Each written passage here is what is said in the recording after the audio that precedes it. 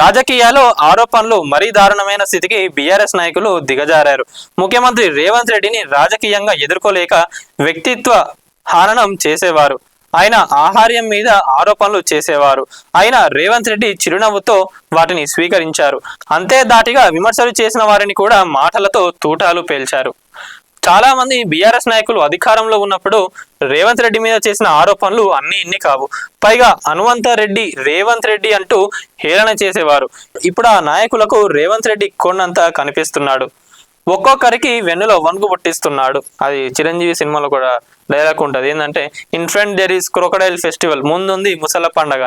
ఇగో BRS నాయకులందరూ కూడా ఎవరెవరు ఏం తప్పులు చేసిండ్రు, ఇంకొంతమంది ఏంటంటే వాళ్ళు చేసిన తప్పులను కప్పిపుచ్చుకోవడానికి ఇక వెంటనే కాంగ్రెస్ ప్రభుత్వం వచ్చిన వెంటనే ఇటు జంప్ అయినరు. ఇక మరి వాళ్ళు ఎన్ని స్కాములు చేసిండ్రు, ఎన్ని జాగాలు కబ్జాలు చేసిండ్రు ఏందో ప్రతి ఒక్కరికి కూడా తెలుసు.